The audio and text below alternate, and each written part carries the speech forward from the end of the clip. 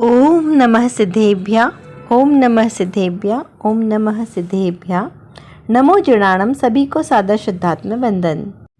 आज ज्येष्ठ शुक्ला द्वादशी का यह शुभ मंगल दिवस है और आज 1008 तीर्थंकर श्री सुपार्श्वनाथ स्वामी का जन्म तप कल्याणक तिथि का दिवस भी है।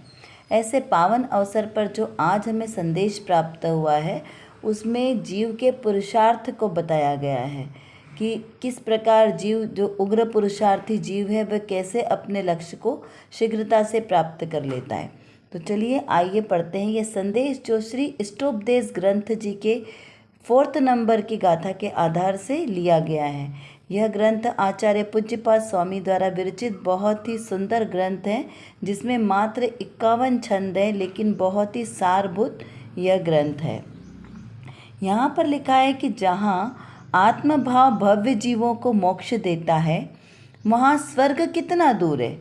यहाँ प्रश्न करते हुए बात कही है, क्या कहा है कि जहाँ आत्मभाव भव्य जीवों को मोक्ष का कारण है तो वहाँ उनके लिए स्वर्ग कितना दूर है, अर्थात नज़दीक ही है।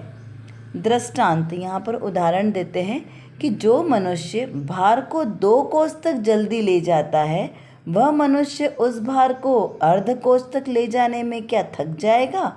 नहीं थक जाएगा। बहुत ही सुंदर संदेश यहाँ क्या बताया है कि यदि कोई व्यक्ति जो भार ढोने का आदी है, मतलब उसका प्रैक्टिस है उसे, तो वह किसी सामान को कितना भी वजन हो उसे वो 2 कोस तक सहजता से ले जाता हो। अगर उस व्यक्ति को कहें कि तुम इसे आधा कोस तक इस भार को ले जाओ, ये सामान ले जाओ, तो क्या वो थक जाएगा? नहीं। जैसे कोई कुली है, उन्हें रोज़ सामान उठाने की प्रैक्टिस है, हमसे नहीं उठता इसलिए हमें क्या लगता है कि अरे इतना सामान कैसे उठाएंगे, लेकिन उनके लिए वो सहज है। तो जब वो लोग दिन भर मेहनत करके सामान ऊपर लेकर जाते हैं, हमने रेलवे स्टेशन पे देखे हैं ना बहुत सारे कुली, तो यदि उनको हम थोड़ा सा ही सामान बोले 1-2 बैग लेकर चलो, तो क्या वो थक जाएंगे? नहीं थकेंगे। क्यों? क्योंकि उनको तो उसकी प्रैक्टिस है। तो उसी प्रकार जो आत्मार्थी जीव है, जो आत्म स्वभाव में निमग्न रहने वाले हैं, ऐसे सम्यक दृष्टि की बात चल रही है, क्योंकि जो सम्यक दृष्टि होगा वही आत्मभाव से परिपूर्ण होगा। तो ऐसे भव्य, दूसरा क्या विशेषण दिया? भव्य जीव। पहला है जो आत्मभाव से विभूषित है, और दूसरा जो भव्य जीव है, यानी भव्य जीव जिनको मोक्ष जाने की पात्रता है, ऐसे जो जीव हैं उनसे स्वर्ग कितना दूर है। क्योंकि भव्य जीव है वो तो मोक्ष तो जाएंगे, निश्चित से ही जाएंगे, तो उनके लिए स्वर्ग कितना दूर है। तो उनसे कहा कि वो तो बड़ा नज़दीक ही है। क्यों? क्योंकि उनको प्रैक्टिस है ना अपने स्वभाव में रहने की। तो जो अपने स्वभाव में रहते हैं, ऐसे अविरत सम्यक दृष्टि जीव हो या भावलिंगी मुनिराज हो, द्रव्यलिंगी मुनिराज हो, इन सब से स्वर्ग कितना दूर है? तो बहुत ही नज़दीक है, इस प्रकार कहा। क्योंकि उन्हें पुरुषार्थ थोड़ा ही करना है, इतना पुरुषार्थ तो वो कर ही चुके। उनका मिथ्यात्व का ग्रहित मिथ्यात्व सबसे ज़्यादा हमें दुख पहुंचाता है। अग्रहित मिथ्यात्व तो हम अनादिकाल से करते आ रहे हैं। तो ग्रहित मिथ्यात्व यानी जो हमने नया नया ग्रहण किया है इस पर्याय के आश्रय से। तो ग्रहित मिथ्यात्व जिनका छूट गया है, अब जिन्हें अग्रहित मिथ्यात्व भी समझ में आ गया है कि ये मिथ्यात्व है, पर को अपना मानना, यह मिथ्यात्व, ये शरीर मेरा नहीं है, अनादिकाल से मुझे शरीर का संयोग मिला है, लेकिन ये शरीर मेरा नहीं है, ये शरीर पर है, ये मेरे से छूटने वाला है, मेरा तो मेरा एकमात्र ज्ञानानंद स्वभाव ही मेरा है, ज्ञाता दृष्टा रहना ये मेरा स्वभाव है। जिस जीव को ये भान हो गया है उसके लिए मोक्ष ज़्यादा दूर नहीं है। जिसे सच्चे वीतरागी देवशास्त्र गुरु के प्रति पूर्ण निष्ठा है, पूर्ण श्रद्धा है, पूर्ण आत्मीयता है, तो वो जीव कभी भी संसार में नहीं रुकेंगे ज़्यादा दिन तक। तो उनके सीमित ही भव है। जहाँ मिथ्या दृष्टि जीवों के भवों का कोई पार ही नहीं है, वहाँ जो सम्यक दृष्टि जीव है, जिसे अपनी आत्मा का भान हो गया है, जिसे अपना आत्मा पहचानने में आ गया है, उसके लिए अब भव बहुत ही सीमित बचे हैं। उनके लिए स्वर्ग ज़्यादा दूर नहीं है। स्वर्ग तो वैसे भी जो मंदकशाई जीव है उनके लिए भी ज़्यादा दूर नहीं है। क्यों दूर नहीं है? जैसे हमने 10 लक्षण धर्म की पूजा में सुना है ना, रुंकन बिकाया भाग वशते देव एक इंद्री भया। क्या कहा कि जो रुंकन यानी जो हम कभी सब्ज़ी मार्केट में सब्ज़ी लेने जाते हैं और वहाँ पर हम बहुत सारी सब्ज़ी लेते, तब वो हमें क्या करता है, धनिया पत्ती और थोड़ी सी मिर्ची ऐसे ही दे देता है ना। तो उसको कहते हैं रुंकन। ऐसे जो बिना, जो हमने कुछ ज़्यादा काम किया उसके लिए जो थोड़ी सी कहते हैं ना, उसे हम ऊंची भाषा में बोले तो बख्शिश, है ना। तो इस प्रकार से ये तो हमें सहजता से मिल जाती है, कोई उसके लिए पुरुषार्थ नहीं करता।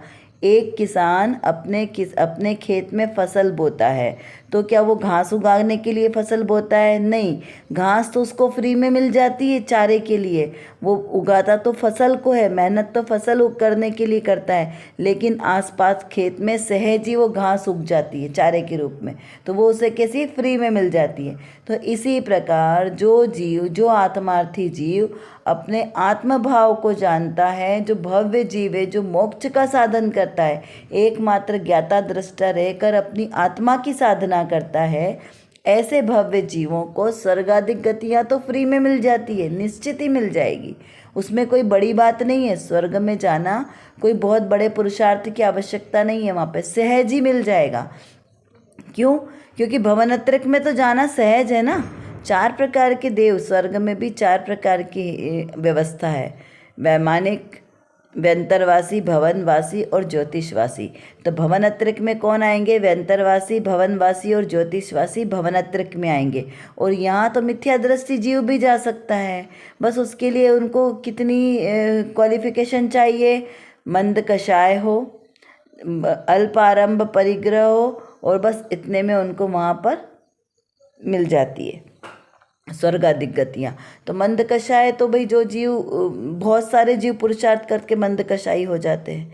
जरूरी नहीं है, हम सिर्फ ऐसा नहीं समझे कि जो जैन लोग हैं वही जाएंगे स्वर्ग में।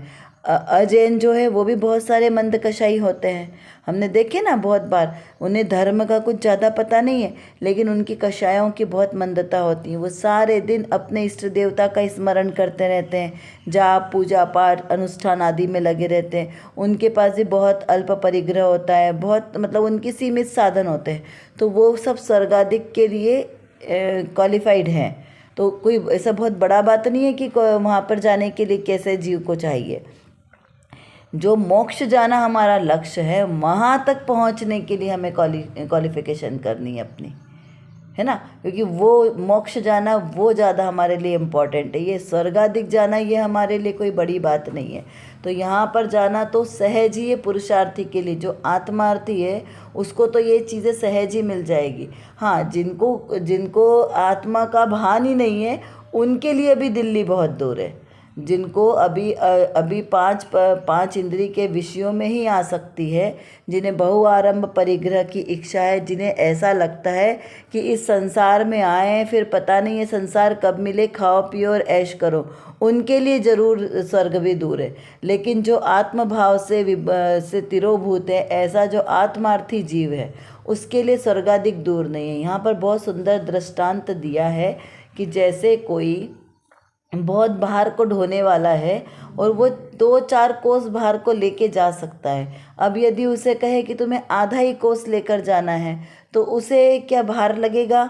तो नहीं लगेगा। उसी प्रकार से यहाँ पर जीव को समझाया है कि जो जीव पुरुषार्थ करके मोक्ष जा सकता है, जो भव्य जीव है, जिस जीव में सिद्ध समान शुद्ध प्रगट रूप में होने की शक्ति है, जिसे आत्मा का स्वभाव समझ में आ गया है, ऐसे तीव्र उग्र पुरुषार्थी जीवों को मोक्ष की इच्छा कहाँ से होगी?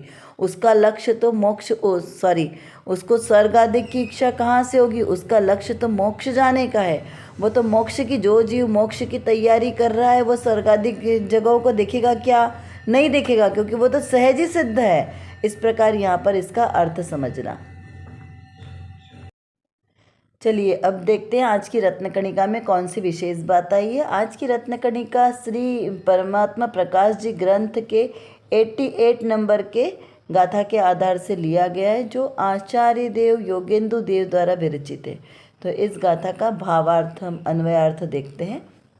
यहाँ पर लिखा है कि आत्मा बौद्धाचार्य नहीं, दिगंबर भी नहीं, आत्मा श्वेतांबर भी नहीं, आत्मा एक भी लिंग वाला नहीं है, वह मात्र ज्ञान स्वरूप है, ऐसा योगी जानता है। टीकार्थ, यद्यपि व्यवहारनय की अपेक्षा से यह आत्मा वंदकादिक अनेक भेषों को धारण करता है, तो भी शुद्ध निश्चय नय की अपेक्षा से कोई भी वेश जीव के नहीं है, देह के हैं। क्या कहा यहाँ पर कि जो भी वेश हमें दिखाई देते हैं, स्त्री, पुत्र, बालक, वृद्ध, युवा, जवान, नरक नारकी जीव, तिर्यंच गति का, मनुष्यनी का, देव गति का, ये सारी क्या है? वेश है, पर्याय है। देह एक पर्याय है, 4 गति की 84 लाख योनि, यानी ये वस्त्र है, पर्याय है। जीव क्या करता है? अपने वस्त्र बदलता है, आज इस गति में तो कल उस गति में, तो फिर परसों अगले भाव में उस गति में, इस प्रकार से वो वस्त्र बदलता है। तो उसके 4 गति के 84 लाख योनियों के इस प्रकार के वस्त्र है, इतने टाइप के। तो जीव मात्र वस्त्र बदलता है, उस रूप होता नहीं है। अब हमने पर्याय दृष्टि से देखा कि ये बौद्ध के गुरु हैं, ये दिगंबर गुरु हैं, ये श्वेतांबर गुरु हैं, ये इस टाइप के, ये सांख्यमती है। तो इस प्रकार हमने भेद किया, किसका? शरीर को देख के, उनकी बाह्य क्रियाकलाप को देख के, उनके विचारों को देखकर हमने ये भेद किया। लेकिन ये सब पर्याय मात्र है। जो अंदर का शुद्ध स्वभाव है, जीव द्रव्य है, उस अपेक्षा से तो जीव मात्र जीव ही है। जीव मतलब जीव, जो जीता है, जीवेगा और जी रहा है, वो जीव है। और किससे जी रहा है? चैतन्य प्राणों से जीने वाला जीव है ना? करता नहीं, जो जानता है, देखता है, वो जीव है। जो ज्ञाता दृष्टा है, वो जीव है। बस इतना ही यहाँ पर भेद है। अब वो चाहे सिद्ध अवस्था वाला जीव हो, जो अपने चैतन्य प्राणों से जीता है, या वो निगोद गति का जीव हो, या मनुष्य गति का जीव हो, या नारक गति का जीव हो, जीव मात्र जीव है। सभी जीव एक समान है। महावीर भगवान की शिक्षा में ना, कोई भी जीव बड़ा या छोटा नहीं है, प्रत्येक आत्माएं बराबर है, प्रत्येक आत्मा बराबर है, कोई भी छोटा या बड़ा नहीं है। तो यहाँ पे प्राणी मात्र सभी जीवों को एक जैसा लेना। तो जो इस प्रकार से अभेद दृष्टि से देखते हैं, एकमात्र जीव मतलब सब जीव जाति के, तो वो कहलाती है द्रव्य दृष्टि की। द्रव्य दृष्टि से सभी एक जैसे जीव हैं। और जब पर्याय दृष्टि से देखेंगे, तब उसमें भेद करके देखेंगे। तो भेद सो पर्याय, अभेद सो द्रव्य दृष्टि। तो पर्याय दृष्टि से भेद रूप से जानेंगे कि अब ये जीव है, तो ये कौन सा जीव है, कौन सी जाति का जीव है, 1 इंद्रिय जाति है, 2 इंद्रिय जाति है, 3 इंद्रिय, 4 इंद्रिय, 5 इंद्रिय, संगी है कि पंचेंद्रिय है। इस प्रकार से पहले भेद करेंगे जाति अपेक्षा से, फिर उसको गति अपेक्षा से भेद करेंगे कि नरक गति का है, कि मनुष्य गति का है, कि तिर्यंच गति का है। इस प्रकार से भेद करेंगे। तो भेद करना, जीव को भेद दृष्टि से देखना, वो पर्याय दृष्टि है, और अभेद रूप से देखना वो द्रव्य दृष्टि है। तो द्रव्य दृष्टि से जीव कैसा है? एकमात्र ज्ञान स्वरूप ही जीव है, क्योंकि ज्ञान गुण जीव में भरा है ना। ज्ञान गुण ना हो तो जीव को जीव कौन कहे? वो भी अजीव ही कहलाएगा, क्योंकि और गुण तो दूसरों में भी होंगे कि जीव कैसा है? अरूपी है, अस्पर्शी है, गंध वाला है। तो भाई धर्म द्रव्य भी अरूपी है, अधर्म द्रव्य भी अरूपी है, आकाश काल भी सब अरूपी है। एकमात्र पुद्गल द्रव्य ही तो रूपी है, जिसमें रूप रस गंध वर्ण पाया जाता है। बाकी सभी द्रव्य भी अरूपी है। शुद्ध, सभी द्रव्य शुद्ध हैं, एक भी द्रव्य अशुद्ध नहीं है। अगर हम जीव द्रव्य को गुण शुद्धता लक्षण दे, तो सभी द्रव्य शुद्ध है अपने अपने में। तो यहाँ पर ये सब चीज़ें नहीं, लक्षण सही नहीं होता, क्योंकि वहाँ पे क्या हो गया? अतिव्याप्ति दोष आ गया कि जो लक्षण एक से अधिक जगह पाया जाए तो उसमें अतिव्याप्ति दोष हो। लक्षण कौन सा होना चाहिए? जो जीव में ही, जो जिस पर्टिकुलर चीज़ में ही पाया जाए, अन्य द्रव्यों में ना पाया जाए, वो उसका लक्षण होता है। जैसे जीव का लक्षण एकमात्र क्या है? ज्ञान स्वभाव, जानना देखना लक्षण। छठाला जी में आता है ना कि सभी से जीव की चाल कैसी है? भिन्न है। सभी 6 द्रव्यों में जीव की चाल कैसी है? भिन्न है, क्योंकि जीव का स्वभाव भिन्न है। एकमात्र जानना देखना लक्षण सिर्फ जीव द्रव्य में ही पाया जाता है, और अन्य किसी द्रव्य में भी जानना देखना वाला गुण नहीं है। तो इसलिए आत्मा कैसा है? मेरा जीव द्रव्य, यानी आत्मा को लेना। मेरा जीव द्रव्य, वो अपनी बात चल रही है यहाँ पे, है ना। ऐसा नहीं समझना कि जीव द्रव्य मतलब कोई जीवों की बात चल रही है ना। कोई आत्मा आत्मा होगी, कोई सी आत्मा की बात चल रही नहीं। जहाँ पर भी आत्मा शब्द आता है, जीव द्रव्य की बात चले, तो वहाँ पे स्वयं को रखना सामने कि ये मेरी बात चल रही है, क्योंकि मैं जीव हूँ, मैं ये शरीर वाला नहीं हूँ। हम अपनी पहचान इस शरीर से करते हैं, इस शरीर के नाम से करते हैं, इस रूप रंग से करते हैं कि ये मैं हूँ। तो ये तो मैं हूँ ही नहीं, ये तो मात्र मेरे पास चोला है, ये मात्र मुझे वस्त्र मिला है यहाँ पर कुछ दिन पहनने के लिए, उसके बाद इसे हटाना है। तो इस प्रकार उनसे प्रीति नहीं करते, हम अपने वस्त्रों से प्रीति नहीं करते, क्योंकि वो तो हम थोड़े समय में बदलते रहते हैं। तो यहाँ जो मैं हूँ स्वयं, उसकी हमें संभाल करनी है। तो ऐसा जानने देखने वाला जो मैं हूँ, ऐसा योगी जन यानी आचार्य देव ऐसा कहते हैं, जिन्होंने ऐसा अपने स्वरूप को अनुभव कर लिया है। उन्होंने कहा है, किसने किया? ऐसा ही कोई किसी ने नहीं कहा कि अपने मन से कहीं से भी पढ़कर बता दिया। यहाँ पे जिन आचार्यों ने ऐसा अनुभव किया कि मैं एकमात्र ज्ञान स्वभाव आत्मा वाला हूँ, और उन्होंने प्रकट रूप से अपने ज्ञान स्वभाव को प्रकट भी कर लिया, ऐसे अनुभवी जीवों ने, ऐसे अनुभवी तीर्थंकर भगवान ने, आचार्य देवों ने ये बात हमें कही है। यहाँ पर देखिए टीकार्थ में क्या लिखा है कि यदि व्यवहार की अपेक्षा से वह आत्मा वंदकादिक अनेक भेषों को धारण करता है। जो गाथा का अर्थ है उसी को सरल करके टीका में लिखा जाता है। टीका का अर्थ क्या होता है? एक तो होती है मूल गाथा, जो प्राकृत में लिखी होगी, या फिर कोई से ग्रंथ संस्कृत में लिखे होंगे तो उसे श्लोक कहते हैं, संस्कृत के श्लोक, और जो प्राकृत में लिखी होती है वो गाथा कहलाती है। तो गाथा या श्लोक ये मूल कर्ता द्वारा, जो मूल आचार्य देव द्वारा लिखे गए हैं, तो ये हमारे मूल हुए। इसे शब्द समय भी कहते हैं। आगम को शब्द समय, आगम यानी शब्द समय। तो यहाँ पर जो मूल लिखा जाता है वो मूल कर्ता द्वारा लिखा जाता है, और जो टीकार्थ होता है वो परंपरा से अन्य आचार्यों के द्वारा उसे सरल करके लिखा जाता है, तो उसे कहते हैं टीका। यानी जो गाथा लिखी है उसी का अर्थ सरल करके लिखना। इस प्रकार से भावार्थ भी होता है, नया अर्थ होता है, अन्वयार्थ होता है, कि उसमें से नए पक्ष को लेकर जो बात कही जाती है उसे नया अर्थ कहते हैं। मतार्थ यानी जो टीकाकार के बाद में उसको सरल करके उस पर और टीकाएँ लिखते हैं, वो अपना मत भी उसमें लगाते हैं कि उनको क्या समझ में आया, जो सत्य बात होती है, तो उसको वहाँ पर कहते हैं मतार्थ। शब्दार्थ, जो गाथा लिखी है उसका जो शब्द का अर्थ निकलता है, क्योंकि प्राकृत गाथा के शब्द का अर्थ सबको समझ में नहीं आता है जिनको उस भाषा का ज्ञान नहीं है, तो इसलिए वहाँ पर उसको शब्दार्थ। इस प्रकार से जो जब भी आगम को पढ़ते हैं तो उन्हें सभी दृष्टियों से पढ़ना अनिवार्य होता है, क्योंकि जब हम कोई भी वस्तु को पढ़ रहे हैं उसको अगर अर्थ समझ कर नहीं पढ़े तो उसका पढ़ना कोई काम का नहीं है। भले ही कम पढ़ें लेकिन उसका अर्थ ग्रहण करके पढ़ें। यदि आप कोई मंदिर में पूजा पाठ आदि भी करते हैं तो जो भी आप पाठ पढ़ रहे हैं उसका अर्थ भी समझने का प्रयास करें। नहीं समझ में आता है तो उसको अंडरलाइन करके किसी से पूछ लें, तो उससे अर्थ क्लियर होगा। तो यहाँ पर कहा कि व्यवहार की अपेक्षा से यह आत्मा बंधकादिक अनेक भेषों को धारण करता है, तो भी शुद्ध निश्चय की अपेक्षा से वह भेष जीव के है ही नहीं, क्योंकि पर्याय किसकी है? पर्याय ये सब पुद्गल की शरीरादिक जो है देह में हो रही है, आत्मा में नहीं है। आत्मा में तो एक शुद्ध स्वभाव है, और वो भी कैसा है? अरूपी अस्पर्शी अगंध स्वभावी वाला है, वो दिखाई नहीं देता। जो हमें बाहर में दिखाई देता है वो तो व्यवहार है, तो अंदर में जो मेरा एकमात्र आत्म स्वभाव है वो तो शुद्ध निश्चय से शुद्ध ही है, उसका पर से किसी का अवलंबन नहीं है।